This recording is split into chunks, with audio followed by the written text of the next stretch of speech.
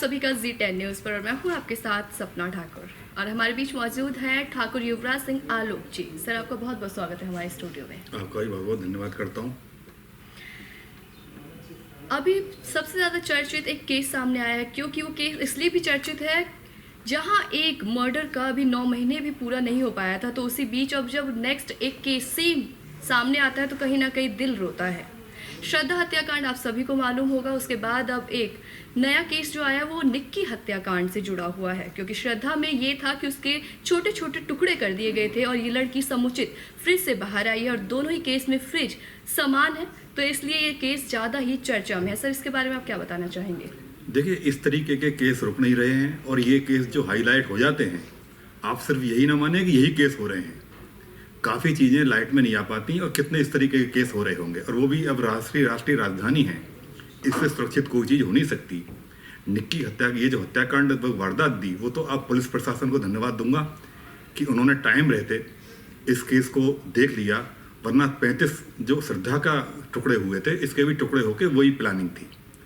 तो ये जो नई जनरेशन है उसको ये समझना चाहिए, उसके लिए चेतावनी है कि किसी के साथ झूठे प्रेम में आकर और झूठी तरीके से आकर्षित होकर एक दूसरे के प्रति माता पिता की बात ना मानकर माता पिता को कुछ और बताना, करना कुछ और, उसका रिजल्ट ये है, उसका अंजाम ये होता है।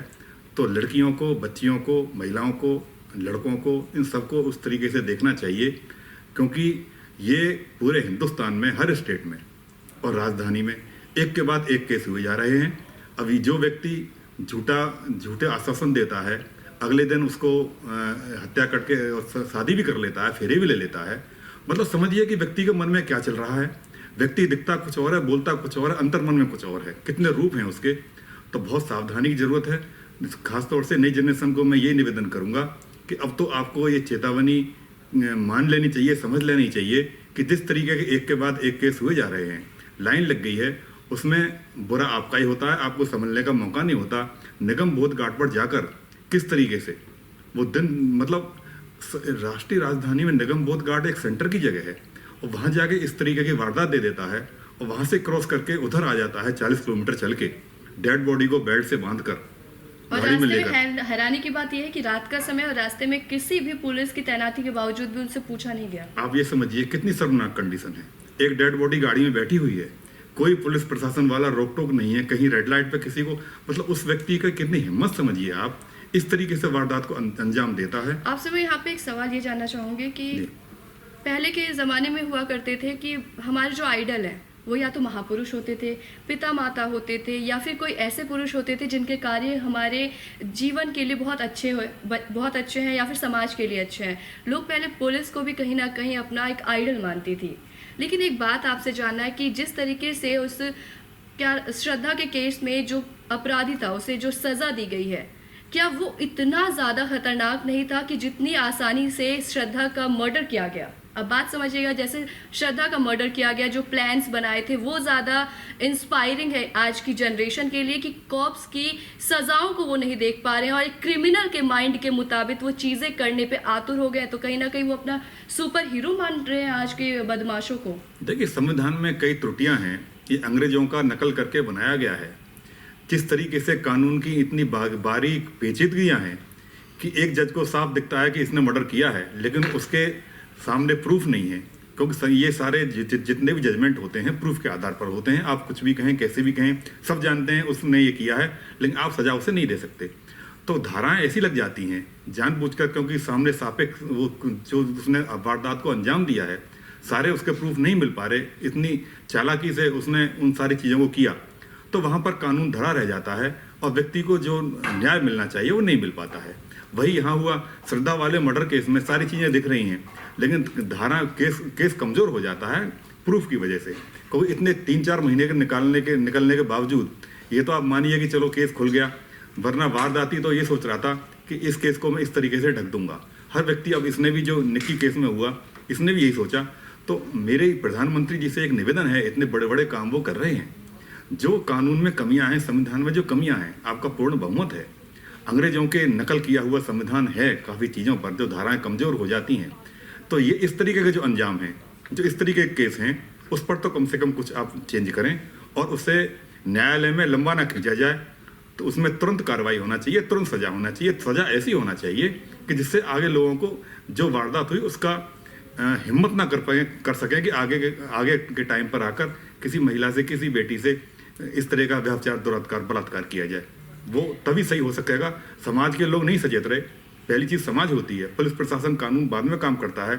समाज में ये अब हम दो साल कन्याओं की पूजा करते हैं, देवी मानते हैं, देवी स्वरूपा मानते हैं, उसके बावजूद ये सारी चीज़ें चल रही हैं, बड़ी शर्मनाक हैं। समाज में समझ तभी आएगी जब कानून मजबूत होगा और इसमें तुरंत जो भी इसमें एक्शन लिया जाएगा और उसका वो अंजाम किया जाएगा कि उसकी 7 पुश्तें भी याद रखें। ऐसा लेकिन दुर्भाग्य से हो नहीं पा रहा है। वो करना चाहिए प्रधानमंत्री जी को।